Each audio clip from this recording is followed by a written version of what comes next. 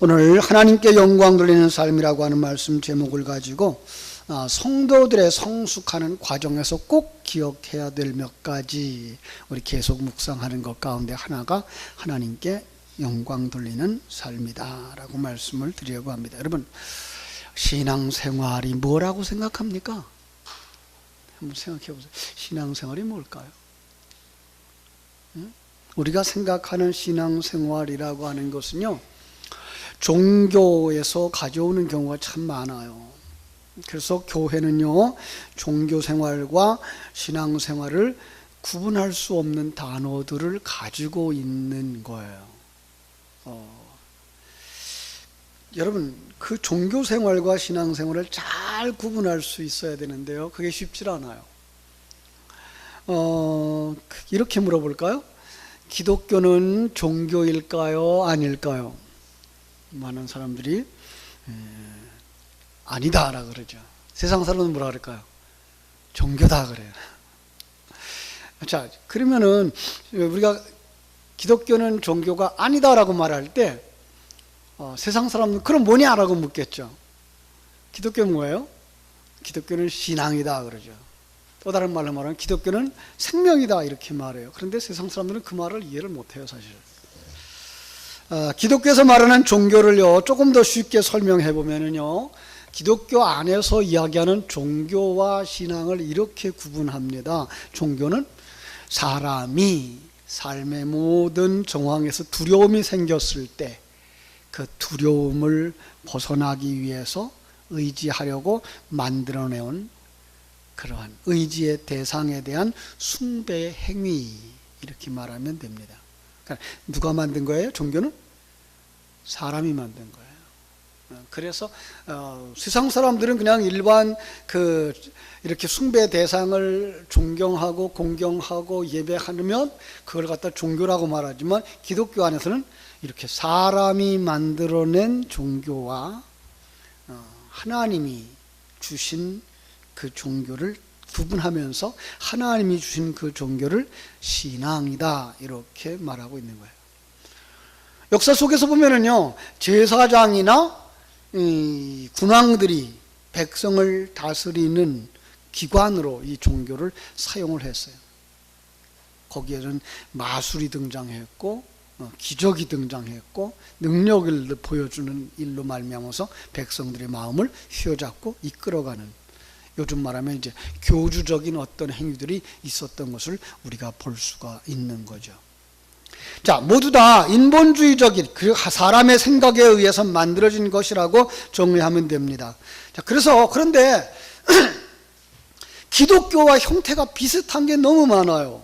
어떤 면에서는 기독교는요, 이 땅의 종교의 형태를 그릇으로 삼아서 하나님과 거듭난 성도들의 관계를 설명하고 있는 거예요. 그렇기 때문에 비슷한 것이 있는 거죠. 그래서 일반 종교가 기독교의 의미를 가져다가 덮어쓰기도 해요. 자, 그래서 일반 종교와 기독교에는 지금은 굉장히 비슷한 것이 많이 있는 것을 부인할 수가 없죠. 차이가 있다면, 아주 쉬운 차이는 아까 얘기한 것처럼 종교는 사람이 만들어낸 것이고 기독교 신앙은 하나님이 만드신 것이다. 그죠? 그런데 하나님이 만들어낼 때 어떻게 만들었는가 하면요, 이 종교의 이 형태들을 그대로 가져다가 계시의 도구로 사용을 하셨다는 거예요. 이게가 우리가 정말 설명하기 굉장히 어려운 부분들이에요. 그래서 사람들은 이렇게 얘기하죠. 우리 교인들한테, 성도들한테, 종교가 먼저 있었을까요? 기독교가 먼저 있었을까요? 우리 기독교는 이게 하나님이 만들어낸 거야, 그리고 전통적인 거야, 우리가 더 오래된 거야 라고 말하고 싶어서 우리 기독교가 먼저 생겼다라고 얘기를 해요. 그런데요, 기독교의 역사를 아는 사람들은 그걸 절대로 인정하지 않죠. 왜냐하면 유대인들의 종교가 언제부터 시작되어지는가 하면요, 우리가 종교의 경전이라고 쓰고 있는 이 성경이 언제 시작되어졌는가 하면 출애굽한 이스라엘 백성들이 있었어요. 출애굽한 이스라엘 백성들 가운데 모세가 모세 오경을 썼고 그 성경을 근거로 해서 종교가 생겨났다 그런다면 기독교회는 상당히 일반 종교보다 뒤에 떨어져 있는 것이라고 말할 수 있죠. 자, 그러나 성경을 기록해서 우리에게 계시하신 그 시점으로 우리가 보지 않고 그 성경에 기록되어진 천지 창조의 시대부터 하나님의 존재와 하나님에 대한 경배하는 존재가 있었다는 것을 이야기한다면 그건 바로 인간의 역사가 시작될 때부터 기독교는 있었다라고 말할 수가 있는 것입니다. 그렇습니다. 자, 참 그런데 기독교회가 기독교회의 형태를 갖춘 것은 모세오경을 통해서 모세가 시내산에서 하나님께로부터 받은 2개의 돌비 그리고 그때의 그 성막을 짓고 제사하는 형태를 가르쳐주고 한 것을 보아서 이제 그때부터라고 세상 사람들은 이야기를 하고 싶어 하는 거죠. 그럼 우리는 어떻게 대답한다고요? 이 땅에 모든 인간이 시작할 때부터 존재할 때부터 하나님과 인간의 관계는 시작되어졌다. 이것을 가지고 우리 기독교회가 역사의 시작부터 있었던 종교다라고 말할 수가 있어야 되는 겁니다. 또 하나 해석하기 어려운 단어가 있어요. 뭔가 하면 영광이라는 단어죠. 영광. 국어사전에 보면요, 영광이라는 단어가 빛나고 아름다운 영예라는 말로 표현을 합니다. 맞아요. 사전적 의미와 세상 사람들이 사용하는 단어 영광은 이런 상을 받게 된 것을 영광스럽게 생각합니다 라고 말하는, 그리고 이렇게 좋은 상을 얻고 그 결과를 얻도록 도와주신 스승님께 영광을 돌립니다. 그래서 뭐예요? 빛나고 아름다운 영예를 그분에게 드립니다. 이런 단어예요. 근데 하나님은 또 이 단어를 가져다가 하나님과 우리와의 관계 속에서 사용하시는 거예요. 요한복음 12장 23절에 보면은요, 몇몇 헬라 사람들이 예수님을 찾아오셔요. 그래서 우리가 예수를 뵙고자 합니다 라고 하는 얘기를 듣자 예수님께서 뭐라고 대답하시는가 하면, 인자가 영광을 받을 때가 왔도다.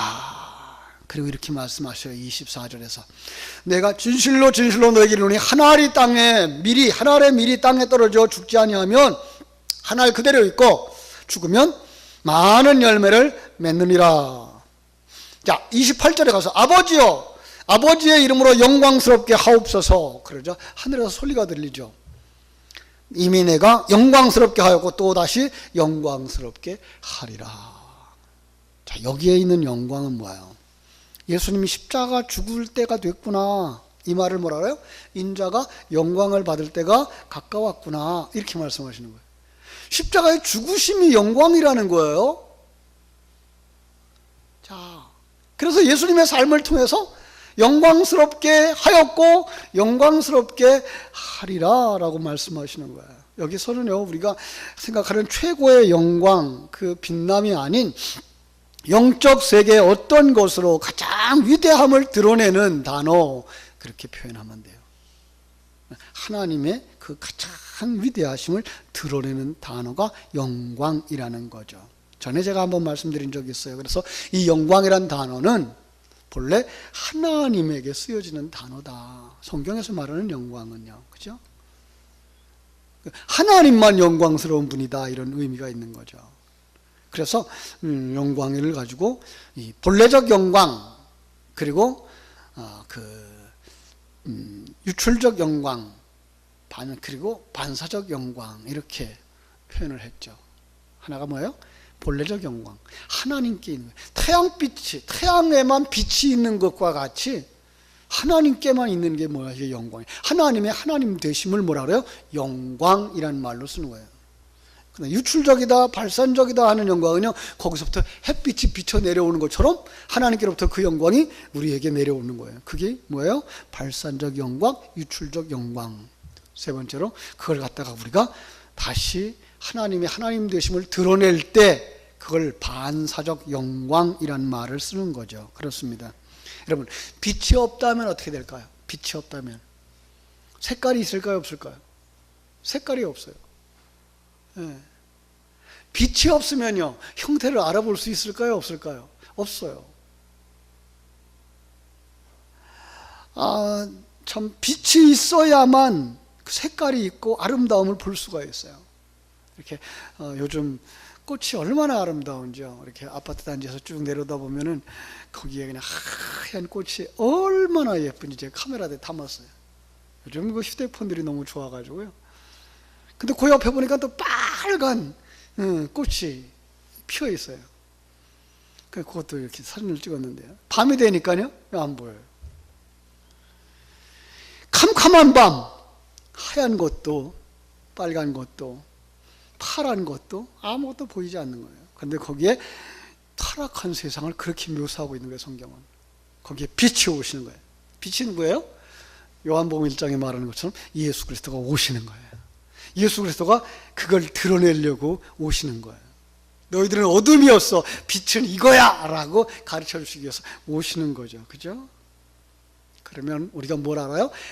이게 빛이구나, 이게 파란 색깔이구나, 이게 빨간 색깔이구나 알아내는 것처럼, 그게 뭐예요? 구원받은 자가 하나님을 아는 것, 하나님의 영광을 돌려드리는 것, 이런 거예요.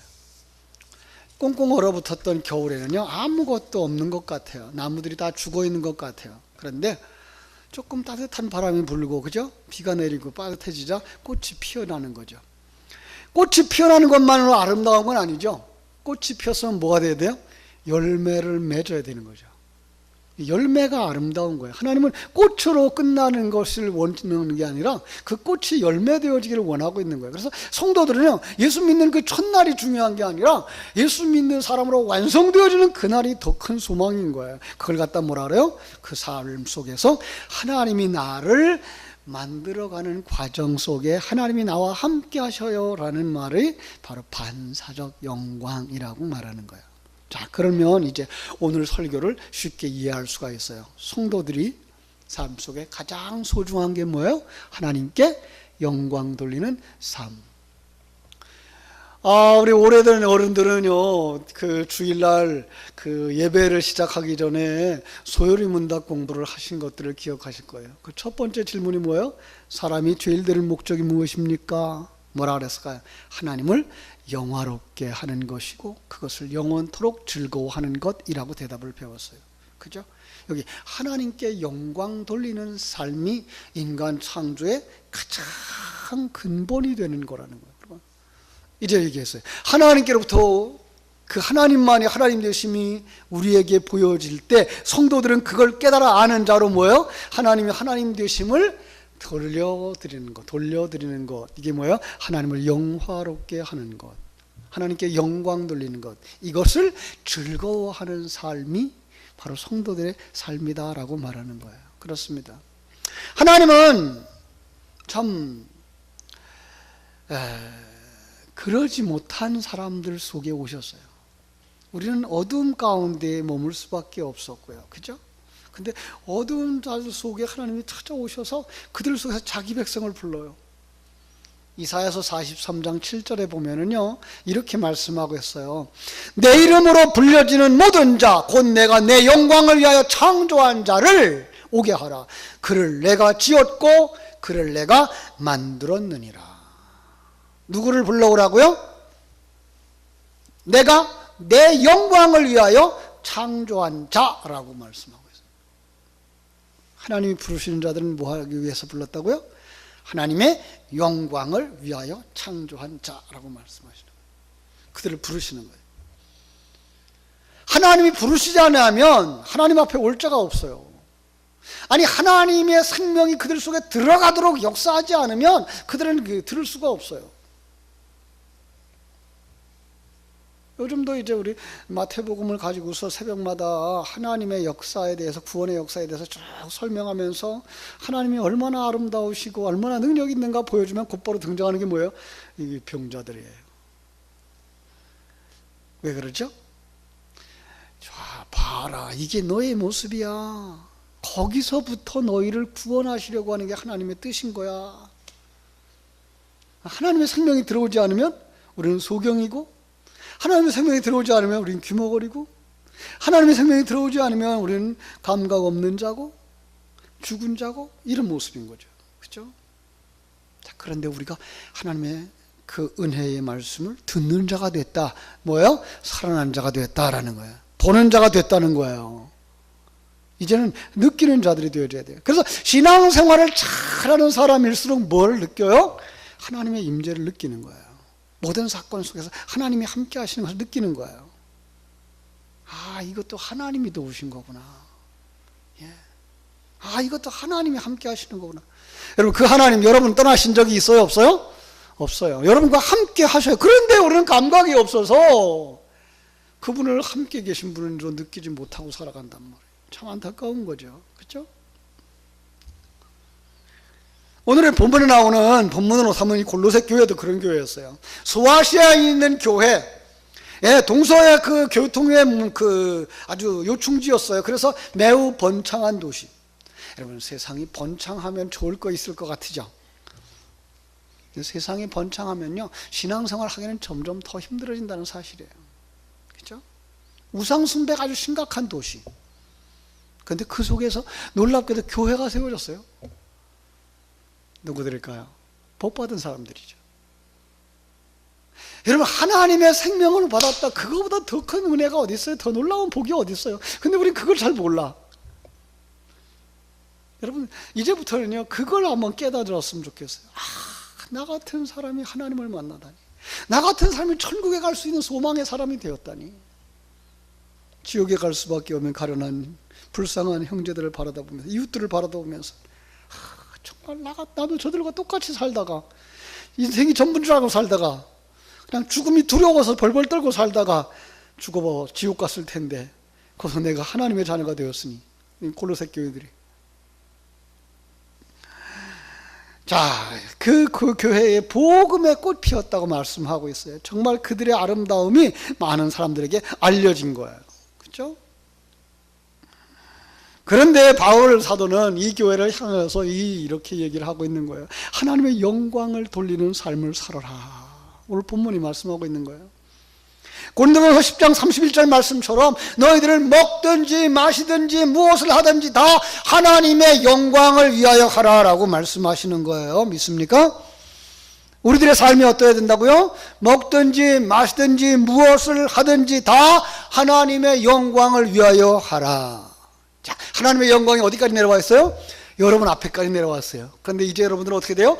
그 삶의 행위를 통해서 이제 하나님 되심을 드러내는 자들이 되셔야 되는 거예요. 이게 뭐예요? 하나님께 영광 돌리는 삶인 거예요. 그죠? 그걸 뭐라 그래요? 빛을 반사하는 삶. 어떻게 그게 가능할까요? 1절부터 8절이 이렇게 말씀하고 있어요. 하늘에 소망을 두고 사는 삶으로. 어떻게 하나님께 영광을 돌려요? 하늘에 소망을 두고 사는 삶으로. 이 하나님이 찾아오셨어요. 예수님이 찾아오셨어요. 성령님이 찾아오셨어요. 그분이 계신 것을 알고 그분을 좋아하는 것, 그게 뭐예요? 하나님께 영광 돌리는 삶. 하나님께 영광 돌리는 삶. 그 바울 사도는요, 골로새 교회의 성도들을 위해 기도할 때마다 하나님께 감사하는 기도를 드렸다, 이렇게 말씀하고 있어요. 그들은 하늘의 소망을 두고 사는 사람이에요. 자, 바울이 무엇을 봤을까요? 그들을 통해서 드러나는 하나님의 영광을. 하나님이, 성자 하나님을 그들에게 보내셨어요. 그래서 그들이 예수님과 함께 십자가 지는 삶을 사는 거예요.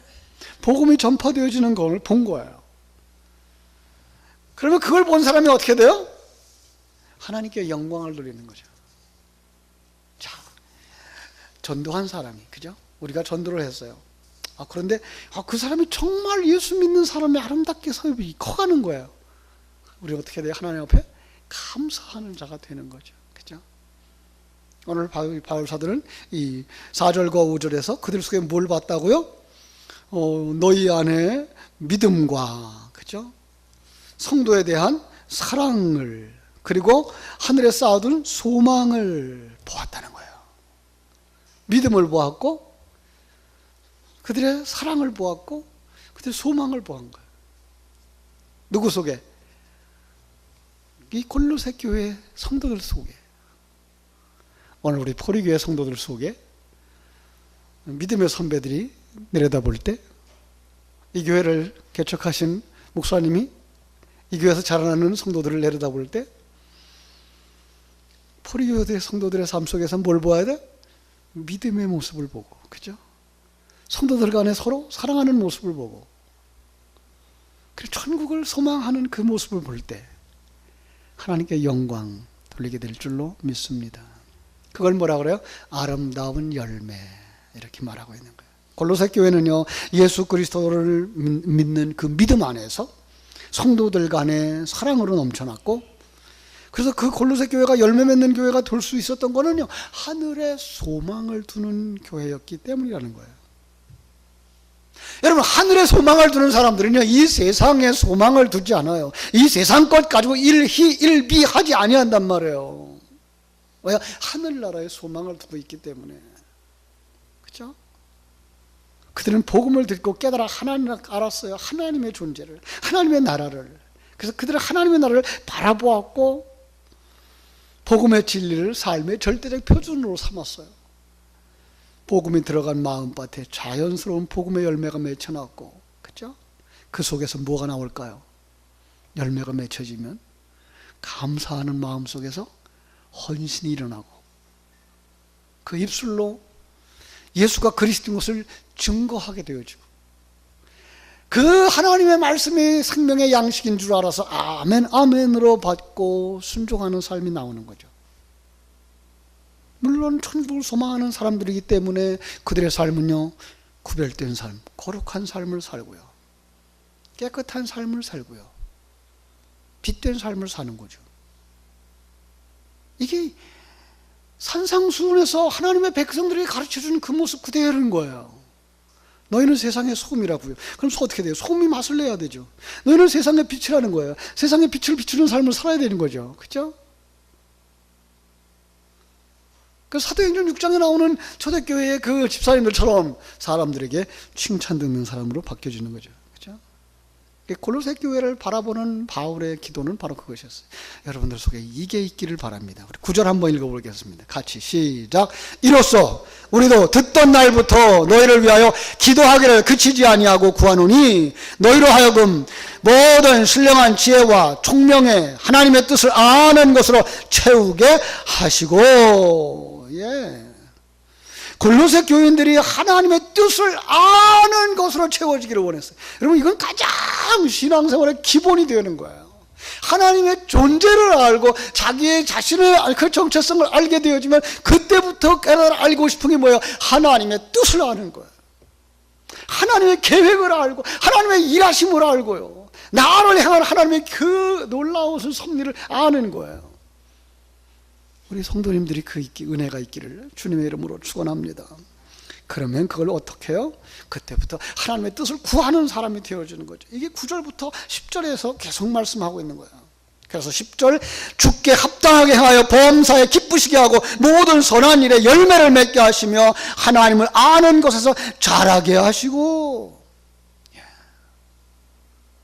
그냥 예배당에 와서 앉아만 있다가 하는 거가 아니라 여러분 그 속에서 하나님을 알아야 되는 거예요. 그 하나님을, 그리고 삶의 모든 현장에서 하나님을 알아가는 거예요. 그렇죠? 하나님을 아는 자, 그리고 그분의 뜻에 합당한 삶을 살아내는 사람들. 여러분, 효자가 누구, 어떤 사람이 효자예요? 부모의 뜻을 알고 그 부모의 뜻에 순종하면서 부모가 원하는 삶을 살아내는 사람. 그렇죠? 똑같은 거예요. 하나님이 사랑하는 자가 어떤 사람이에요? 하나님의 뜻을 알고 그 뜻에 순종하면서 그 뜻대로 완성되어져 가는 사람. 그런 사람은요, 자기의 뜻을 내놓지 않아요. 아버지 하나님의 뜻을 구하죠. 그렇죠? 자기 주장대로 하지 않아요. 하나님이 주셨구나, 하나님이 인도하셨구나. 왜? 하나님이 크신 분인 줄 알기 때문에, 하나님이 완성을 향하신 일하시는 분인 줄 알기 때문에. 그래서 하나님의 뜻을 우선할 수밖에 없는 거죠. 그래서 바울이 골로새 교회 성도들에게 하나님의 뜻을 알기를 위하여서 기도했던 것처럼 우리도 하나님의 말씀과 기도를 통해서 그분의 뜻이 무엇인지를 부지런히 구하는 성도들 되어지기를 주님의 이름으로 축원합니다. 이 귀한 진리, 생명 있는 사람들은 알기 시작하는 거예요. 그래서 신앙생활 속에서 아는 거 가장 소중한 게 뭐예요? 임마누엘이에요. 하나님이 나와 함께 하셔. 아침에 잠자리에서 일어났어도 하나님이 나와 함께 하셔. 바쁘게 살아가는 그 순간 속에서도 하나님이 나와 함께 하셔. 믿습니까? 때로는 슬픔을 당하는 그 순간에도, 고통당하는 그 순간에도 하나님이 나와 함께 하셔. 임마누엘을 누리는 사람들이죠. 더 놀라운 건 하나님이 합력하여 선을 이루시는 하나님인 것을 알아요. 그죠? 나를 천국 백성 만들기 위해서. 그래서 히브리서에서 그렇게 말씀하셨잖아요. 징계는 다 받는 거야. 징계가 뭐라 그랬죠? 아들 만들기. 예. 우리를 하나님의 아들로 만들기 위해서 고난과 고통과 환난과 모든 풍파를 다 겪게 하신다는 거예요. 근데 그때 그것이 합력하여 선을 이루시는 하나님인 줄 알게 될 때 우리는 상대방을 원망하지 아니하고 불평하지 아니하죠. 이스라엘 백성들이 참 광야에서 어리석은 사람들처럼 원망했어요. 모세를 원망했고, 그죠? 하나님을 원망했고. 이 땅에 살아가는 어리석은 사람들이요. 이 자라는 성장기 우리 청소년들이 가끔은 그러죠. 부모님 원망하죠. 가정생활하는 이제 신혼들이 서로를 원망하죠. 남편을 원망하고 아내를 원망하고 부모를 원망하고 심지어는 주의 종을 원망하고. 어리석은 사람이에요. 모든 것을 합력하여 선을 이루시는 그 하나님의 주권을 믿지 못하고 하나님의 그 전권을 믿지 못하고 그분이 나와 함께 하시면 믿지 못하면 이렇게 불평하고 원망할 수 있는 거예요. 하나님은요, 그 과정 속에서 우리가 잘 먹고 잘 살고 편안하기를 원하는 게 아니라 다시 우리를 재창조해서 하늘나라에 들어갈 아들로 만들고 그리스도의 신부로 만들고 성전으로 만들고 계시는 거예요. 그래서 그 훈련과 연단 속에서 뭐 해야 돼요? 우리는 하늘나라 소망을 잃어버리면 안 돼요. 그 소망이 뭘 가지고 만들어낼까요? 인내를 만들어내는 거예요. 소망이 없으면 인내하지 못해요. 소망이 없으면 그건 포기해버리죠. 소망이 있으면 인내할 수가 있는 거죠. 그죠? 그래서 하늘의 소망을 가지고 사는 사람은요, 좌절하거나 절망하지 않는 거예요. 그들의 눈이 어디를 바라보고 있기 때문에 하늘나라를. 그들의 눈이 누굴 바라보고 있어요? 하나님을. 그분들은요, 하나님이 주실 그 하나님의 나라의 영원한 기업을 사모하는 거예요. 이게 뭐예요? 영광 돌리는 삶. 사랑하는 여러분, 다시 한번 우리 자신들을 점검해 보는 시간이 됐으면 좋겠어요. 참 나는 바르게 신앙생활을 하고 있는가? 나는 매일 매 순간의 삶 속에서 임마누엘을 누리면서 살아가는 사람인가? 하나님이 나를 재창조하고 있다는 사실을 깨달아 알기 때문에 합력하여 선을 이루심을 믿는 건 사람인가? 그래서 그 모든 것 속에서 뭐예요? 범사에 감사하는 사람이 되는 거죠. 내가 그런 사람인가? 아니면 어리석게도 세상 사람들처럼 불신자들처럼 옛사람처럼 그저 부모를 원망하고 형제를 원망하고 아내를 원망하고 남편을 원망하고 주의 종들을 원망하고 그러고 살아가는 사람은 아닌가? 어떤 것이 하나님께 영광 돌리는 삶이에요? 하나님의 존재를 알고 자기의 정체성을 깨달아 알고 그리고 이 시간과 공간 속에서 정말로 하나님이 주신 그 영광을 드러내는 삶. 거기에 뭐가 있어야 돼요? 믿음이 있어야 되고 거기에 사랑이 있어야 되고 거기에 소망이 있어야 되고 하나님의 일하심을 믿기 때문에 인내하는 사람이 될 때 그의 삶은 곧 하나님께 영광 돌리는 삶이 되어지는 줄로 믿습니다.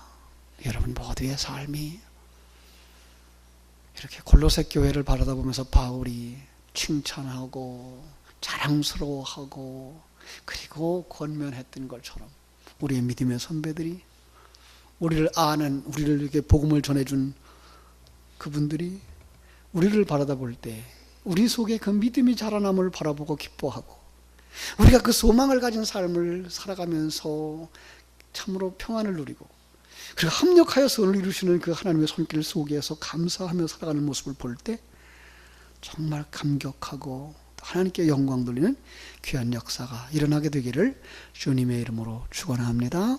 기도하겠습니다. 아버지 우리 하나님,